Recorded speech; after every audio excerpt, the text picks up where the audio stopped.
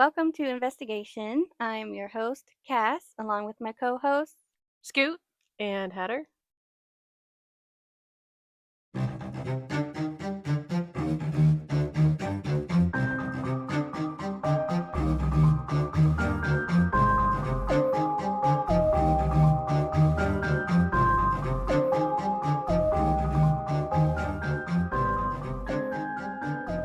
And today we're continuing our New York month and we're going to dive right into the paranormal this time.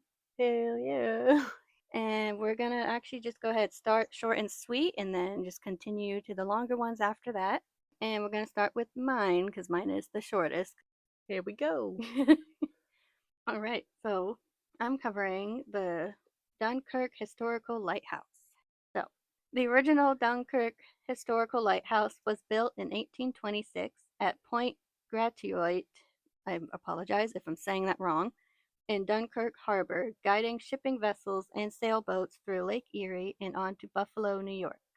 The city installed a $10,000 Fresnel lens from Paris in the lighthouse tower in 1857, a lens that is now worth over $1 million today. Damn. Oh, wow. Yeah, who knew that a lens would be worth that much? Yeah. But the original lighthouse itself was closed soon after due to structural concerns. The updated lighthouse, a 61-foot square-shaped tower made of rubble stone and encased in brick, was built in 1875 and lit for the first time on the night of July 1st, 1876. The city added a Victorian-style keeper's house as well, with much of the original brick and stone used in the construction. Now, many people say that Dunkirk Lighthouse, old and new, is and always has been a fixture of the city, still in operation today, operating automatically and without a keeper. Huh. Yeah, bringing me to my next point. The old keeper's house has been turned into the Dunkirk Lighthouse and Veterans Park Museum. It is home to a large collection of military and navigation artifacts dating back to the Civil War. The residents have since fallen in love with the new lighthouse. What interests me most is the part of the museum that is dedicated to the lives of the former lighthouse keepers. It includes the cast iron stove, record player, and furniture that belonged to each of the keepers and their families for decades, until the lighthouse was automated in 1960.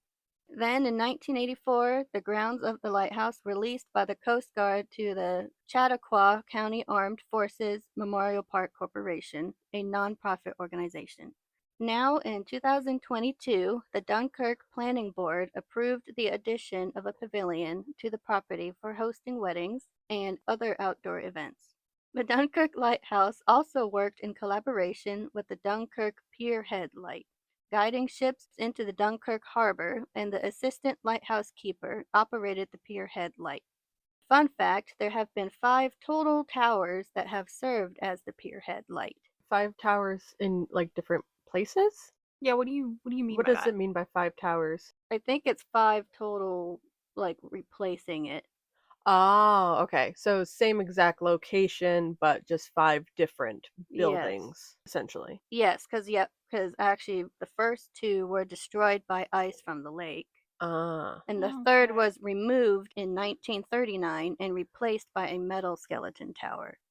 So this is all the same location. It just kept getting replaced. Okay, Gotcha. that makes more sense. Yeah, it does. The metal tower was then replaced by the current tower, and the skeleton tower now resides on the property of the Dunkirk Lighthouse. So the current tower is now Skeleton Tower. There were 21 lighthouse keepers in all, including Peter J. Dempsey, John T. McDonough, and Francis D. Arnold, and many were married and raised their own children on the grounds. Now, here's where the story takes an interesting turn. It's said that the lighthouse keepers never truly left, choosing to haunt Dunkirk Lighthouse to this day. Ooh, Spooky. spooky. Yeah.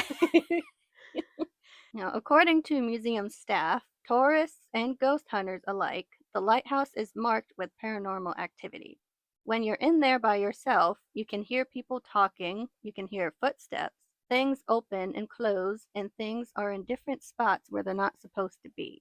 Sometimes they untie your shoes as well. What a little prankster. Mm-hmm. Say shoes. Yeah, they're still having At fun. least they're not tying them together. Yeah. And then, you're trying to True. climb down the lighthouse stairs and then you're falling down face first the Right. lighthouse stairs. True. Very Yeah, true. and then that's where like the dark Maybe part might turn to. maybe that's what happened to Harry Powers. Oh A yeah. ghost tied his shoelaces, so that's why he fell down the stairs. That's why. Yeah, that's why he fell up some stairs. Up some stairs. You weren't here for that episode, so just a quick recap. The one serial killer in Scoot's case, he conveniently fell up some stairs, and that's why he had both black eyes and his face was all swollen. All right. One tour guide had a similar experience to share. Quote, I've heard disembodied voices, laughing, screams of sorts. Things get moved around with no explanation.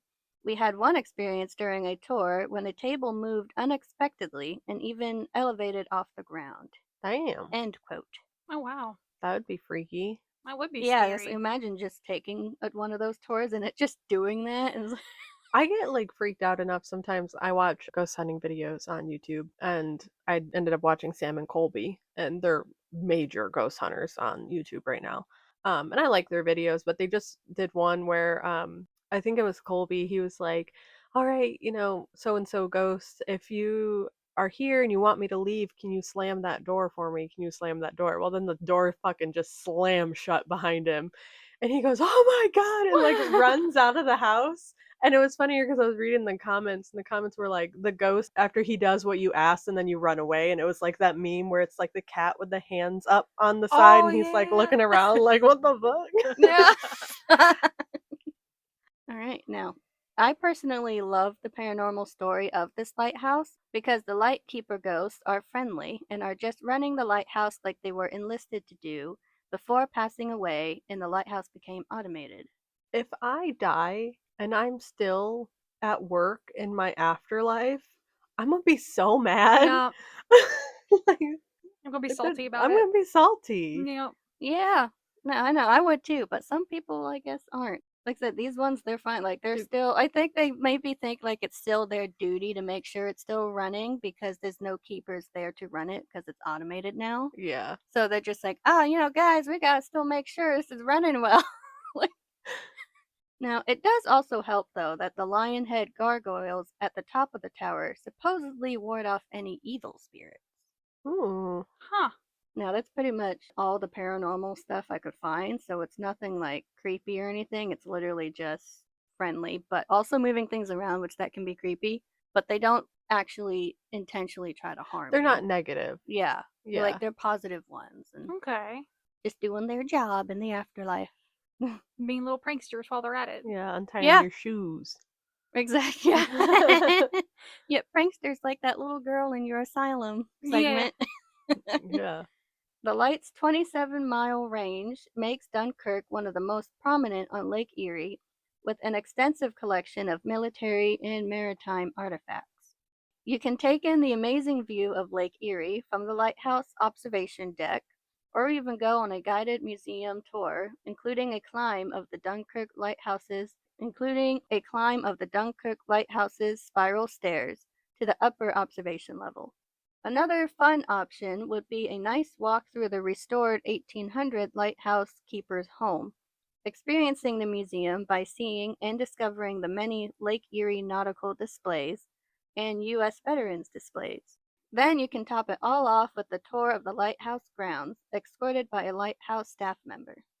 Now, this was pretty much all I could find on the Dunkirk Lighthouse, but it is still interesting and a nice little story about the positive side of paranormal activity. It's very refreshing from all the rest of the evil paranormal activity you hear about. You're gonna hear about more today. Yeah. Ooh. No, I do. I like learning about spooky spooky lighthouses. Also, maybe sometime soon we could do like a spooky lake kind of episode because I know Like I've your heard, Lake Shawnee? yeah, kind of like Lake Shawnee, but also because I've heard of other lakes. When you said Lake Erie, it made me think of it that there's been a couple other ones that are like notoriously haunted. Mm-hmm. Oh. But that'd probably be in the future, way future. But maybe, who knows? All right, what creepy paranormal story you got for us, Scoot? I'm actually going to look up a quick pronunciation. This one person is French, so I just want to make sure. Yeah, he's French. We watched. Ho ho ho. We watched a French movie last night called Else, and so it's like I guess it would be kind of like a body horror movie, but not fully. But anyways, this virus infects the world where you start merging with things. So once you get sick, you become whatever thing you're like laying on if you don't move every 15 minutes. So like the one guy merged with the pavement, the dog merged with a desk. The two main characters, the one girl, she ended up merging with her bed. Like at one point, the bed sheet was like her skin, but it still looks like a sheet. It's very weird. Oh. The movie itself wasn't too bad. It wasn't like one of my favorites, but So essentially, you can never go to sleep. yeah, you could sleep for 15 minutes, then you have to get up and move. So, yeah, so you'd have to set an alarm, but it's Yeah. also like, I can't even fall asleep in 15 minutes. Yeah, I wouldn't be able to sleep. No. But what was so annoying, so it was in French. So we were watching it with subtitles, but the subtitles were so delayed that sometimes like the other person would have already talked and finished their sentence by the time the subtitles for the first person that had spoke would pop up. That's really annoying. It Oh, was that's so annoying because there were some parts of the annoying. movie that I was like, I don't know who's saying what, because there's like 3 people have talked since the last subtitle popped up, and I don't know who this is supposed to be for. Yeah. It's one of the reasons I hate watching movies in subtitles. I would rather watch a subbed movie than watching it dubbed over, because it drives me nuts when they're talking and their mouths are moving and it doesn't line up with the words. And Oh, also, yeah, like, no, I don't like that either. I don't watch those movies. yeah, and to me, there's a different emotion that like the original actors invoke. Like the ones where, you know, it is in a different language, then yeah, I would rather the subtitles rather than the dub. We're getting way off track. We are. Yep, sorry. Yes, no, you're good. I was Yep, just waiting. go ahead. Scoot's over there like, when you done? Like, when you're finished. All right, so I'm going to be talking about the Morris-Jumel mansion. So the mansion was originally built in 1765 as the home of the former British Army officer Roger Morris, as well as his wife and their children, which this makes it the oldest surviving house in Manhattan. When did you say it was built? 1765. Oh, okay. The Morris family, being loyalists, had to leave their mansion during the outbreak of the Revolutionary War in 1776. Now, between September and October of 1776, General George Washington used the mansion as his temporary headquarters after losing a battle. The high view was perfect for observing troop movements. This advantage was used to plan his army's victory on September 16th during the Battle of Harlem Heights. Now, after Washington departed, the mansion at various times became headquarters to other troops. 1783, including General Sir Henry Clinton and then later Hessians. If you don't know what a Hessian is, those were German mercenaries that were hired by the British Army to fight in the American Revolution. Oh, okay. Now, the house and land were then sold to help offset the large war debt. The house was briefly used as a tavern, stagecoach stop, as well as an inn for travelers. In July 1790, President Washington visited the house with some members of his future cabinet, their wives, and families for a formal, lavish type meal, as not quite a celebration, but sort of. Now, shortly after that, the tavern closed and the mansion was abandoned. How big was this mansion? Because sometimes, depending on the year, they consider a mansion a lot smaller than mansions, big ones. By today's standards. Yes, but yes, I will tell you in just a second. So the original estate was 160 acres. Okay, That's I mean big. that sounds like the type of land a mansion would be on. But what about? Does it say anything about the square footage of the house? It just says it's a 2-story colonial mansion. I don't get a specific. Okay, yeah, so that definitely would have been a mansion as back then. By today's standards, It'd be a large house. it'd be a large house, yeah. Now, the mansion was bought in 1810 by wealthy French merchant Stephen Jumel and his wife Eliza, which they had gotten married in 1804. So it was several years after. Now, after that, they embarked on a series of major renovations. Now, background on Eliza, she grew up in poverty in Rhode Island, but then as she, married in and then into her adult life, enjoyed luxuries of the rich life. Oh. I mean, when you come from nothing, it'd be kind of hard not to. Yeah. But obviously, I wouldn't go overboard. Well, it's easier said than done, you know, when you Mhm. don't live that life, like, and then you get exposed to it. Well, and it seems like Eliza was really trying to climb the social ladder. Yeah. Mm. Because became very powerful when her husband's business started going through hard times. Eliza started managing her husband's like real estate deals, which Mm. made her one of the wealthiest women in New York.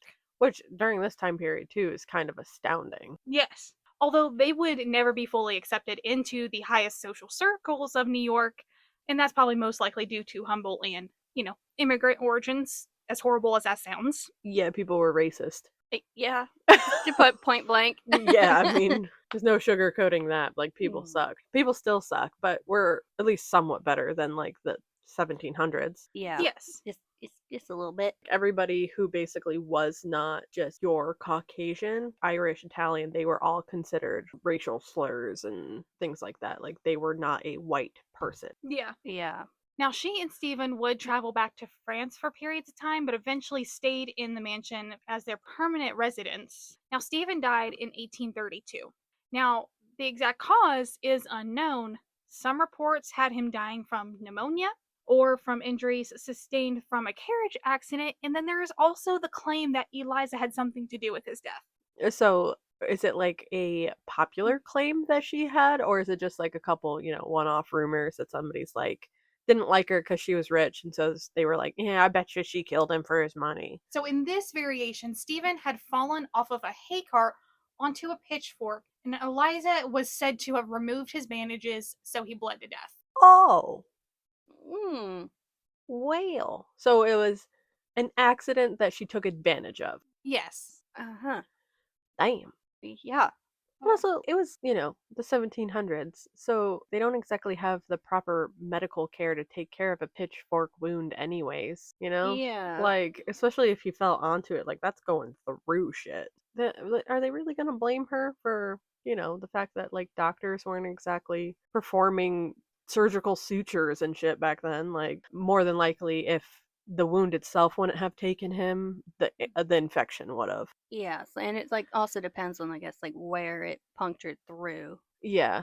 So, in 1833, Eliza married former Vice President Aaron Burr in the mansion's parlor. So, that was a year after Stephen died. I mean, I'm not saying that she killed him, but it doesn't seem like she was particularly attached. Yeah, no, because like if you were really truly in love with someone, you wouldn't be marrying another guy just a year later. Yeah. Like maybe finally like dating, I guess, but not married.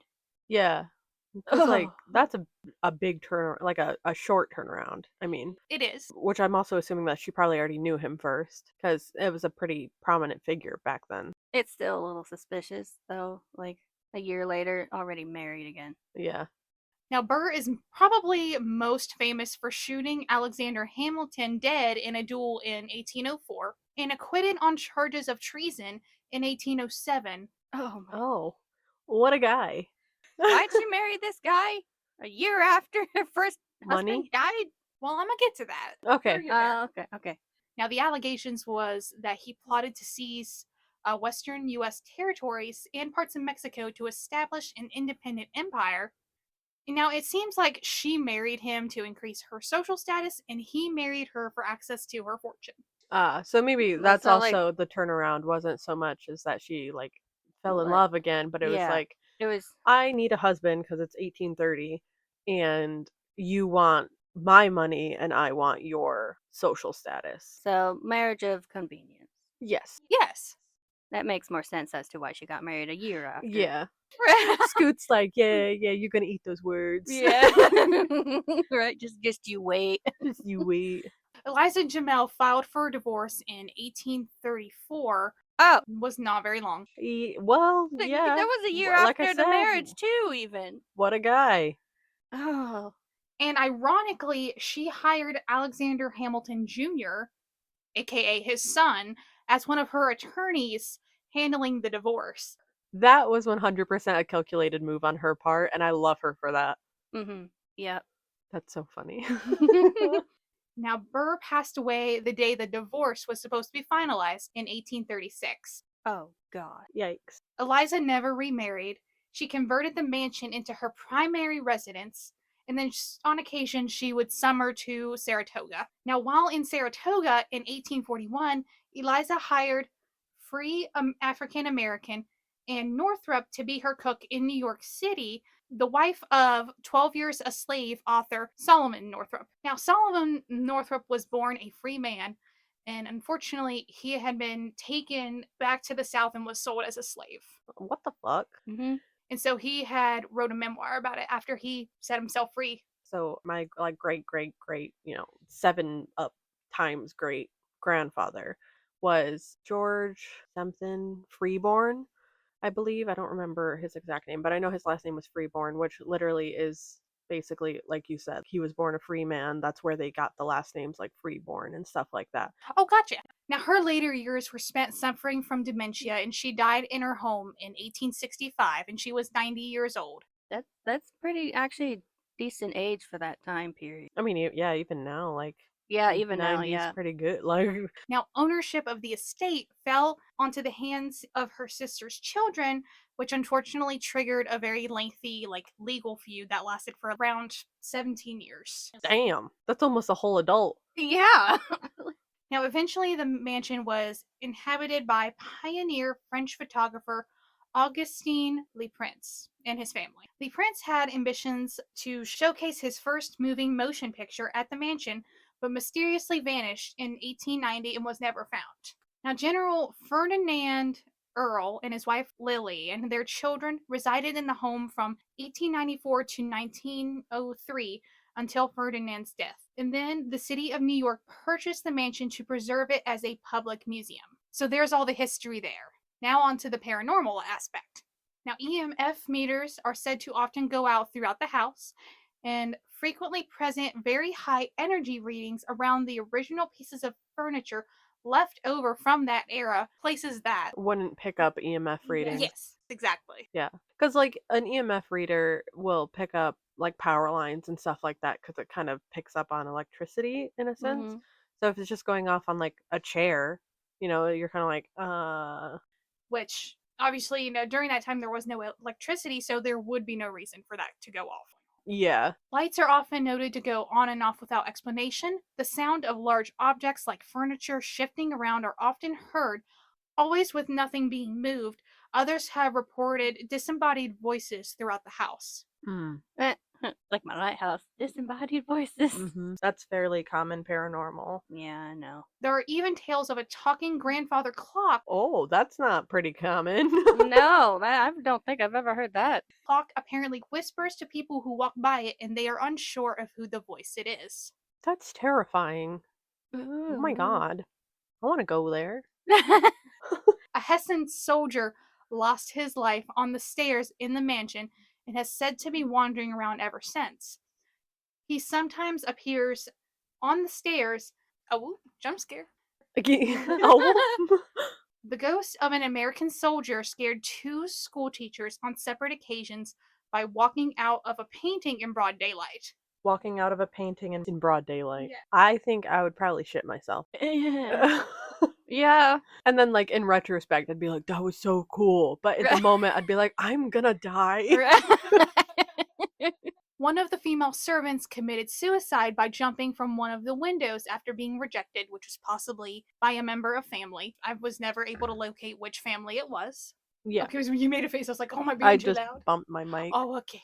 Her ghost is seen on the 3rd floor where the servants' quarters used to be. Oh. Oh, okay, because I was literally just gonna ask. I'm like, I thought it said it was 2 stories, like 2 floors. That makes sense, though. Now, it's said that Stephen Jamel and Aaron Burr are still said to be around. Stephen has been heard moaning in agony, and Aaron is said to appear as a shadowy figure. It's in agony from that pitchfork. We'll come back to that. Oh. Oh. I love the way that me and you looked at each other like, ooh, the tea. I know, right? It's like, okay, so I won't continue my little statement then. So probably the most active ghost was Eliza. Now, reports of Eliza Jamel's apparition predate even 1960s, going back a full century earlier to the years shortly after her death. Even then, homeowners as well as past buyers report seeing her shadowy figure wander on the property in flowing gowns. Why is it always in a flowing gown? I All don't the know. all the ghosts are like Victorian age. Well, it could be because like I think that was still the times where women never really wore pants. Yeah, no, I get that, but to me it's like, why isn't there like a 1970s stoner ghost? Like it's always a Victorian age ghost, you know what I mean? Ah, yeah. Like I want to see some dude that's like sitting in the corner smoking a joint. And then you look at him and he just like poofs. Like Just poofs with the smoke. In 1964, a group of school children visited the Morris-Jumel mansion. While waiting for the caretaker to arrive for opening, a woman came out of the narrow second-story balcony telling the children to keep quiet because her husband was very sick. Oh. hmm, pneumonia, huh? Mhm. The caretaker arrived and told the children that there was no one inside when told what happened. As they were taken up the staircase, the children pointed to a portrait of Eliza Jamel and shouted that that was the woman who scolded them. The caretaker said that Eliza Jamel had passed away a long time ago. Eee, Ain't that kind of spooky? that is Yeah. spooky. Very, very spooky. Due to so many reports of paranormal, in 1965, Hans Zoller, an American writer and parapsychologist, which is a field of study that investigates paranormal, performed 2 seances in the house that year hoping to contact Eliza. Never a good choice. No. Although he did not succeed in connecting with Eliza, he stated he did reach Stephen, who complained to him about his wife and was possibly hinted that his death wasn't an accident. Okay, huh. I'm gonna blame my wife because how dare she outlive me? Yeah, something. I don't know, man. The Morris-Jumel mansion has been featured on episodes of Travel Channel's Ghost Adventures, The Holzer Files, as well as a popular BuzzFeed Unsolved web series. Hmm. And that about wraps it up. Oh yeah. I mean, I will say though, that's like another example of like the paranormal of like the not very evil spirit. Because like Mhm. it seemed like pretty mild, like not like friendly like mine, but it just seemed to be still like mild, not bad and evil and It mostly seemed residual. Yeah. Not, I mean, mm, obviously there was some like interactions, like her talking to the kids. the kids. Thank you. Hmm. But other than that, it kind of just seems like they're just like existing how they were. Well, so for mine, it's not quite so positive. So I am covering what's known as the House of Death. Right there in the title. Yeah, Not positive, you say. not Yeah, positive. like you don't say. That seems to be pretty normal for you. Oh. Yeah. Yeah. So it is documented that 22 people have died here. And in this investigation, we're actually going to cover a little bit of everything. So we got some true crime, some dark history, and obviously what we're here for is the paranormal. To give you a little bit of the background, so the House of Death was built on West 10th Street in New York City. It was built in the 1850s during a big industrial expansion of the city. And during this time, the city itself was really categorized by its ever growing population, not just due to immigration and business, but even becoming the tourist destination, which caused like entertainment districts to be built and even these massive hotels. The railway systems and steamships of the time also allowed for the long distance travel, which helps to support the tourism and just keep the city growing basically into what it is today. Now, the House of Death honestly isn't special from the outside. If you were walking down the street without any knowledge of it, it's not like you would be able to pick it out of the crowd of buildings. It really just looks like any of the brownstone buildings that were being built at the time, and it's located near Washington Park, nestled wall to wall like other buildings are. Very New York City. Yeah, it definitely. Yep. New York City building that Yeah, looks you just just like a typical NYC apartment. Yeah, you wouldn't think of anything of it. Mm-hmm. nope. Standing 4 stories tall, it has been home to a few notable figures. In 1880, the wife and daughter of James Johnson lived there for about a year. Johnston was largely responsible for the Metropolitan Underground Railroad, as well as some unique buildings in New York City for its time, like the famed 10th Street Studio, a collective with studios, galleries, and annual funding for resident artists. Another notable figure, which we heard a little teaser about in my Dark History segment, was Mark Twain. He lived in this home also for about a year, and we will circle back to him. Before I dive into the ghost stories, I'm going to get into the dark history. In 1937, the house was converted from a single-family home to 10 apartments. And given its age, it's not really surprising that it's seen its fair share of deaths. Like a lot of apartments, especially from the 1850 to now, has seen a few people die in it. Mm-hmm. However, even though many of the deaths in the home are from tenants passing, there are a few tragic things that have taken place here. And a fair warning, it does get pretty dark here. For starters, shortly before the House of Death was built, the nickname Death Avenue was given to both 10th and 11th Avenues on the west side. This was due to the fact that as the construction of railroads increased, they literally cut through the portion of this town. I actually have a picture of it, and what would be like today's road is a railway. So it's literally railroads that run in front of these residential buildings. These tracks were used by the New York Central Railroad's freight trains, which shipped commodities such as coal, dairy products, and beef. And so many accidents occurred between freight trains and other traffic that it is estimated that there has been 548 deaths and 1,574 injuries over the years. Holy crap. It was so bad that to try and help, the railroad hired, quote, West Side Cowboys, which were men who rode horses and waved flags in front of the trains, trying to serve as like a type of warning. But it obviously didn't do much, and eventually the city and state agreed to eliminate street level railways, which feels like common sense, but Yeah. Probably should have like never happened in the first place. You Yeah. live and learn. Yeah, hindsight's always Yeah. 2020. 50 years later, in 1897, Fred H. Andrew, a professional cyclist, hit an 8-year-old boy with his bike, who ended up suffering a broken leg. Andrews was arrested for this, which I was like, if he just like hit a boy, like obviously that's bad, but like if it was an accident, why would you be arrested for it? Yeah, it's also like it was an accident where the boy just broke his leg. Like he didn't die. Right, but most articles that I researched left it at that. So I ended up finding a newspaper from August 9th, 1897, and it didn't dive much into the detail, but it did clear up a few of those questions. So Fred lived in the House of Death at the time, which is why it's kind of reported that it's the house's first hit of bad luck. He was charged for, quote, running down the child. Oh, okay. Yeah, that's the direct quote from the newspaper. So it definitely wasn't just an accident. It seemed like he intentionally ran down and ran over this kid. Okay. Yeah. Why? Did they not say why? Like, No, that's the only article I could find on it, and that's the only thing they said about the situation. wow. Okay. He was later released from jail. I don't think he served much time, but like I said, I couldn't actually find anything on it. But the true horror of the house came 100 years later.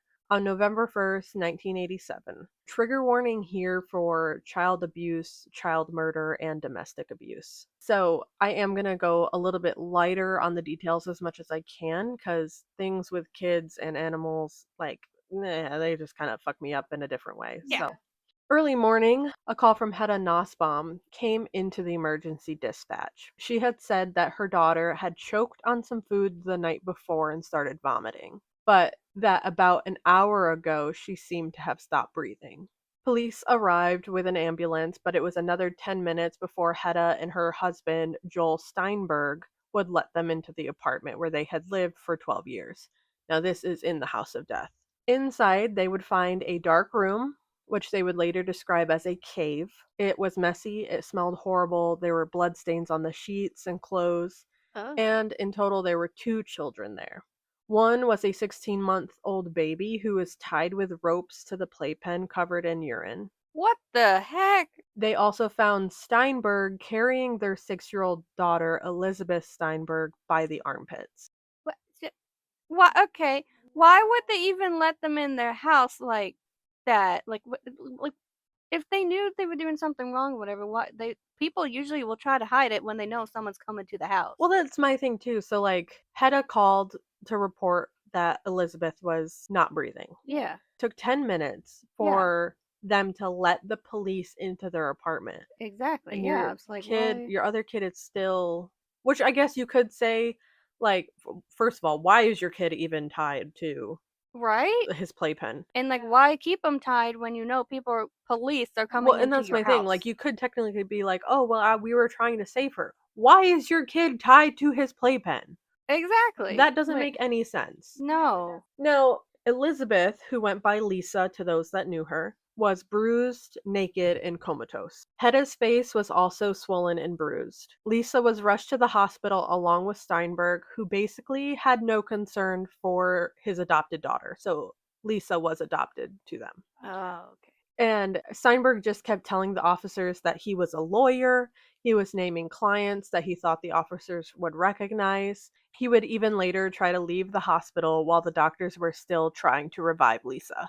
So, already setting it up, like, it's very clear that he does not give a shit. Yeah. Police would bring both of them, Hedda and Steinberg, into the station the next morning, but not before one of the officers had to untie the baby from the playpen. So the next morning, the baby was still tied to the playpen. Wow. Now, Lisa had been illegally adopted by the family, so when the hospital pronounced her brain dead due to an acute subdural hematoma, they had to search for someone who could legally make decisions on the child's behalf. Wouldn't that technically fall to the state? Yeah, so they were able to find the biological mom, but they could not get to her in time, so the state did end up making the decision. Oh, okay.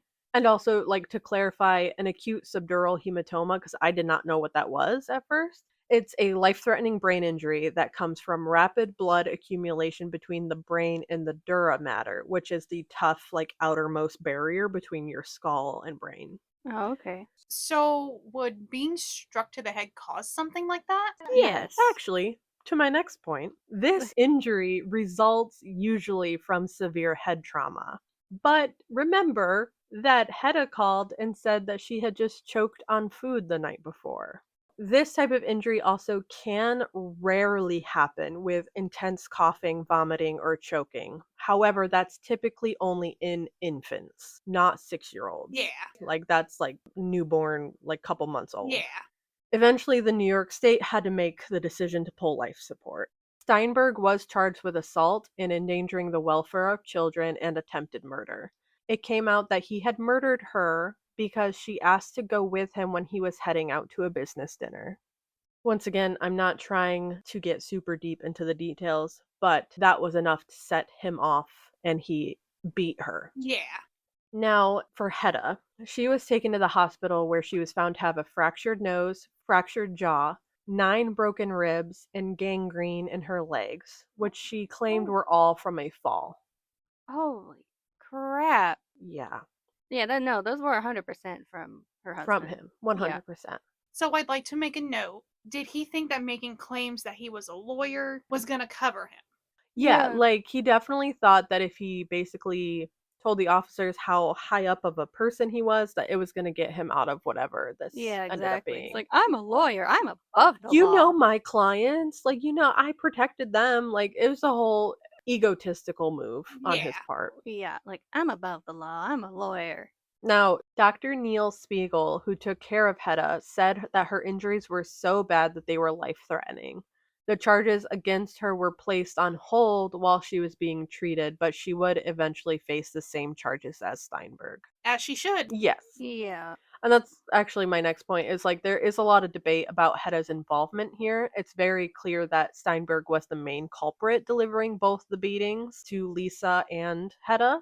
And you can actually even find an interview from when he was released. And I read through it and oh my god, I've never wanted to punch somebody as much as I wanted to punch this guy. He was saying things like, quote, "What did she die of? She died of pulling the plug." But mostly in this entire interview, he just continues to comment about how hard his life has been since it happened. Moo freaking who? Yeah. He Yeah. actually would say, "You have to remember, I'm a pariah, so it's not that easy for me." Uh, Yeah. Like that silence was filled with all of our mouths hanging open. yeah. Except I made a little noise. Yeah, yeah. It clearly just shows that he had absolutely no remorse for anything. Now, when it comes to Hedda, some suspect that she was involved a lot more than just being the traumatized wife, which I can understand because it's hard to picture somebody letting something like this happen to their child. But also on the flip side of that, this woman was being beaten. And not that that's an excuse, because at the end of the day, children should come first. But Mhm. she even stated in court herself, after Lisa had laid on the bathroom floor for hours unattended, while Jill Steinberg, fully aware that she was injured, went out, Hedda stayed home and said, quote, Joel said he would take care of her. He would get her up when he got back, and I didn't want to show disloyalty or distrust to him, so I didn't call.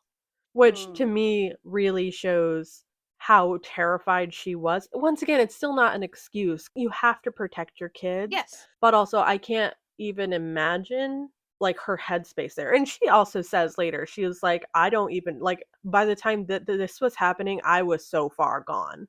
Like, Oh, yeah. Mhm. yeah, so and like two things can be true at once. You can both be frustrated at her Yeah. for having like some type of complicity in this, but also having sympathy for her and her situation. Yeah. Yeah, because like everyone acts differently to like trauma and stuff. And like maybe like her thoughts were like the only way she could survive this was just don't get him angry and like comply with what he says. Yeah, exactly. Yeah. She actually will state in one of her interviews that by the time she actually even saw anything happen to Lisa, not talking about the murder, but when she witnessed him hit her for the first time, because for years she didn't even see him lay a hand on her. So when she actually witnessed it, she herself, she says, I was so far gone. Yeah. And in contrast to her shit stain of a husband, she has shown incredible remorse for her passivity through this, saying in a series of letters she wrote as part of her psychiatric treatment, quote, how can I say I'm sorry, Lisa? If only I could undo what is done, but I cannot. If only I could be at 14th West 10th Street with today's mind and turn back time. Then I would see, I would hear, I would speak, I would save you. Like I said, I know she also knows that this doesn't take away what happened in the past, so I'm not going to sit here and harp on it either. Since this, she has devoted herself to abuse victims advocacy, working for a number of years at a domestic violence shelter and helping to secure victims' rights. Okay. Yeah. Okay, yeah, that was really like good for her. Yeah, Yeah. it definitely once again, it doesn't excuse like the passivity there, but No. one, she has shown a lot of remorse about it, Yes. and two, she's really like working to atone for it, I guess would be Yeah. the best Yeah, way. and like she grew from that experience, actually doing something about it now. Yeah, exactly. Moving on to the paranormal. It's a little more lighthearted. Not much, but a little bit. It was after the first family moved out that the paranormal happenings really started to become known. And by the early 1900s, the house reputation had begun to grow. Guests and tenants spoke of whispers and voices from empty rooms and witnessed objects that would move on their own. Mark Twain himself not only experienced the paranormal of the house, but actually became a spirit within the home itself. Oh. Although he was an avid skeptic of the paranormal, there was one night that Twain watched a large piece of kindling lift up from the floor a few inches and then start moving on its own. And, being a rationalist, he shot at the wood. Well, you know. Yeah, I mean, he most likely thought it was like a rodent or something like that. Yeah. But after he shot the wood, there was no animal to be seen, but there was a few drops of blood on the floor. Oh. Ooh, that's weird. Yeah, that is weird. Yeah. Shortly after this is when the house was converted into apartments, and a new resident reported seeing a spirit who resembled the author, saying, my name is Clemens, and I have a problem here I gotta settle, before he disappeared. And just in case you don't know, Mark Twain's real name was Samuel Clemens. He I used a did. pen name. I actually did know that because when I used to live in New York, we went to like a homeschool co-op thing, and our co-op we actually took a Mark Twain like field trip. Hmm. So like we kind of went to that like a little pavilion or a little house that he would like write his books in or he used to live in. Yep. And then we went to the actual house he used to live in too. We ate like his favorite foods and everything. So like, and then I think we went to that golf course, was it? Yeah, Yes. we went to like the Mark Twain golf course and everything too. Yeah. It's like we did a whole Mark Twain Yeah, they little field trip. So it's like a little bit of Elmira's personality is that Mark Twain was there, yeah, yeah. So they obviously part of that was explaining his like history and his real name. Hmm. The most notable story after, Mark Twain's ghost comes from a book written by Jan Bryant Bartell. She and her husband moved into the apartment in 1957, and the first night there, right off the bat, she was already experiencing a horrid smell throughout the entire apartment that came out of nowhere. She actually got up to open her window and let the apartment air out for several minutes before she would try to return to bed. Then, when she looked towards the wall, which was lit up from the moonlight, a sudden monstrous shadow appeared from behind her, and she writes that it, quote, smothered me in a sinister, soundless void. She screamed, and eventually her husband came in, and she was still shaking, even after a shot of brandy, cup of tea, and a cigarette. I'm assuming those were all things that usually calmed her down. Yeah. I mean, a shot of brandy will calm anybody down a little bit. Yeah. Now, the smell that appeared in the house, did she say what it smelled like? She did not. So I do remember, though, she said that, like, a few times throughout the apartment and her stay there, she actually experienced the same smell over again and over again. Now, for this, though, her husband didn't believe her. And when she told him about what happened, he brushed it off as being tired from moving in. After this incident, she basically resolved to ignore it. The footsteps she heard were explained off as the neighbors or their dog, but the spooks kept coming. Stories of people being followed up the staircase. When Jan got around to asking the landlord about any spirits in the building, he casually replied with, "Sure, one or two. We found a body 6 years ago when we put in the new ceiling," and went on to explain that it was a murder victim that disappeared from the house in 1880. Just casually mentions. Just casually threw that out there. What the heck? Mm-hmm. Just so casually, oh, we found a body in the ceiling. Yeah, we found a Yeah. body up there. And it was a yeah. murder victim, nonetheless. You want to move in? Wanna- Like, Hope you're enjoying ready the to new move in? place. What? Sorry, we said that at the same time. Yeah, you're good. Oh, that's crazy. Like, yeah, they're like ready to move in. I'm like, no. Yeah. Like, I'm going across town. No. Now, throughout the book, she does talk to, like, one of her friends, I believe it is, who is encouraging her to explore her psychic abilities. So, this next part, she was walking around her apartment with her eyes closed because she was trying to, like, I guess, in a sense, get in touch with things. And it's this time that she experienced a lady in white. So, she was walking around, and I believe she smelled her perfume first. And then she kind of reached out and she actually touched the lady in white. And she described it as substance without substance, and a waft of high-end old perfume smell washed over her. Have we ever noticed there's always a lady in white? I There's- was literally gonna say that because, like, it's always the flowing dress and It's always the lady white in dress. white. It's because, like, that was literally like our first episode with Eaton's Tunnel, lady in white. Yeah, very rarely is it like, sometimes you get the lady in gray, Yes. but Yeah. mostly it's lady in white. Mm-hmm. And So it's flowing dresses. gowns, and it's always, if it's not a lady in white, it's almost always a child ghost of some kind that you can hear Mhm. giggling, and you can hear this, and I Maybe we should go back to wearing flowy dresses, guys. maybe I mean, I do. maybe love those are flowy the dresses, only like- only people allowed in the afterlife. There's a dress code. She would also experience loud crashes and breaking glass with nothing to account for the noises. Her and her mom actually experienced that one. I believe they were talking when, from the other room, they just heard glass shattering, and they both ran in, and there was absolutely nothing in the room that broke or anything. But by chance, the cutest spirit of them all is a gray cat that frequented the apartment and would loop between her legs, and Aw. yep, just a little gray cat. Okay, now that I love that. A I cat. really love that though. Mhm. That was cute. That's like the perfect way for them to be with you. Yeah. Why is the cat caught in the place? Right.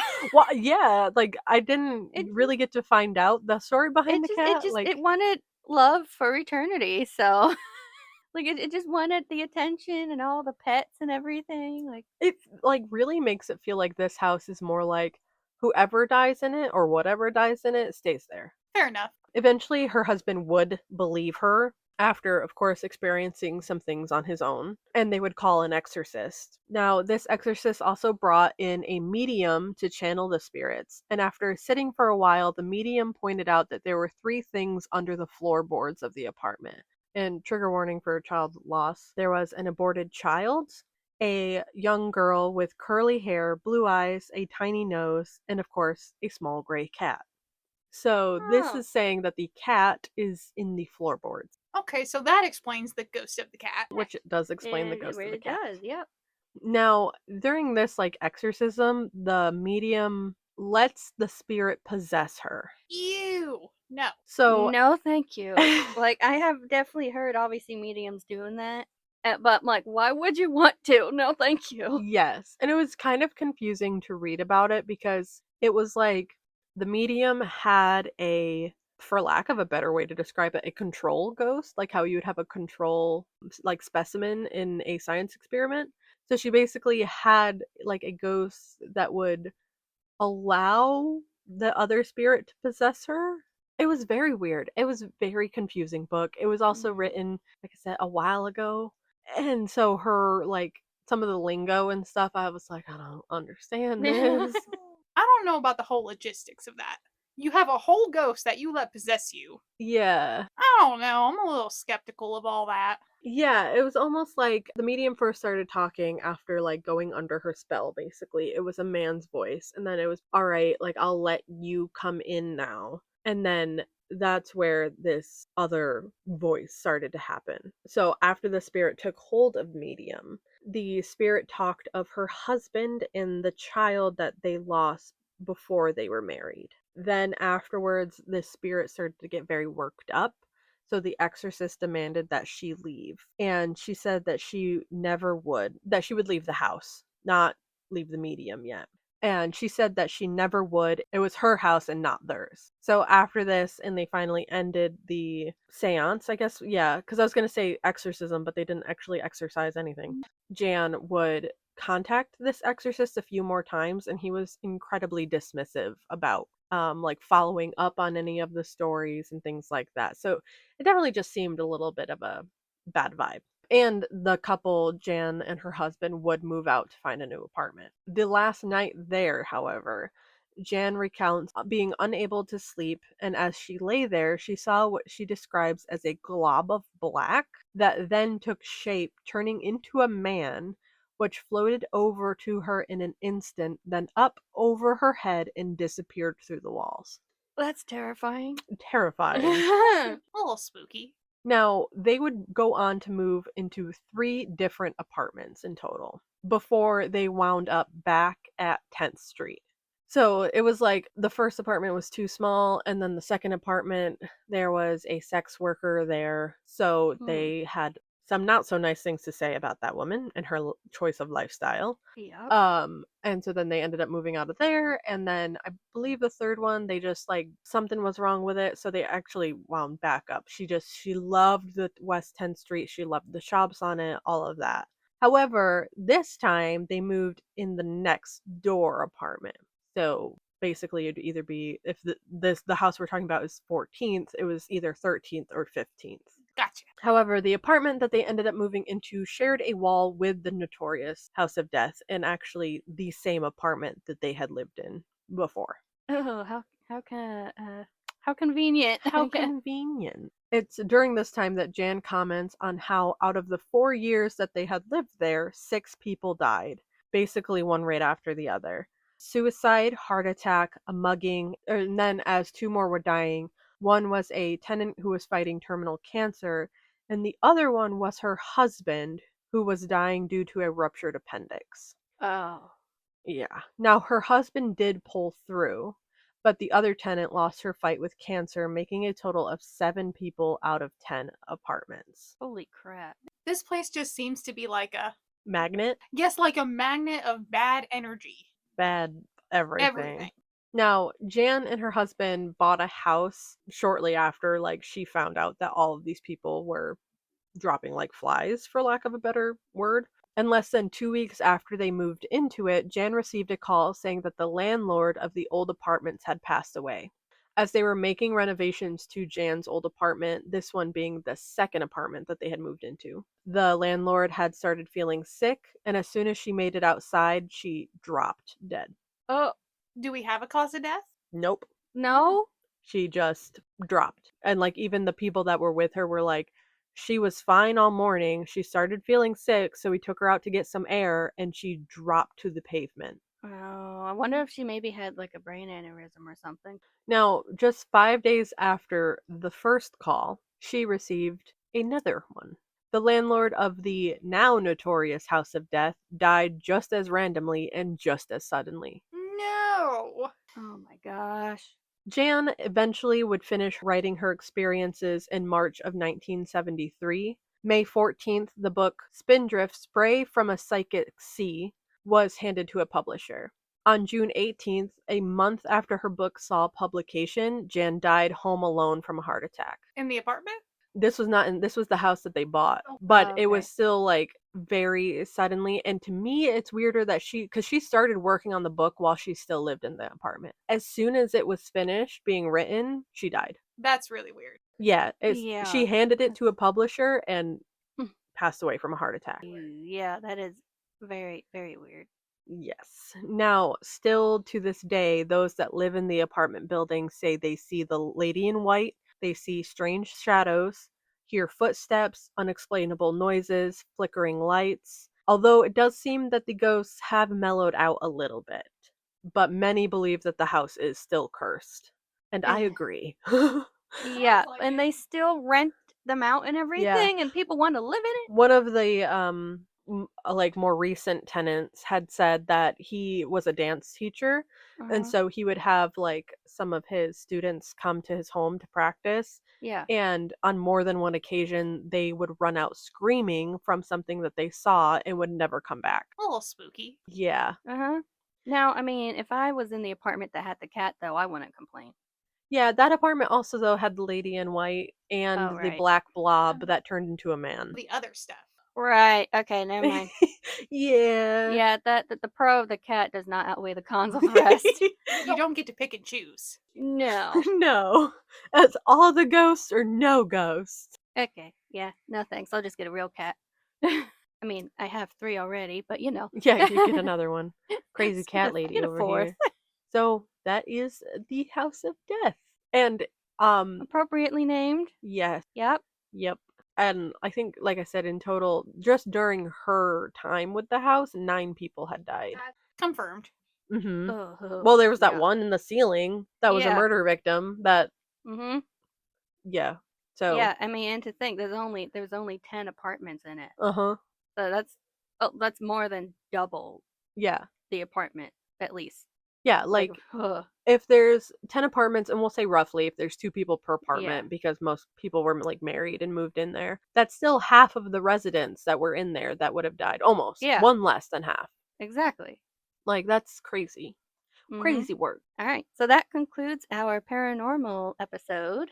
So just join us next week. And don't forget, if you have just want to reach out to us or have any stories of your own that you would possibly want us to cover, go ahead, email us at investigatingwithus@gmail.com. And we'll see you in the next one.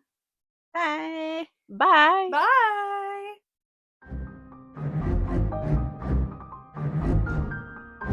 Being loyal.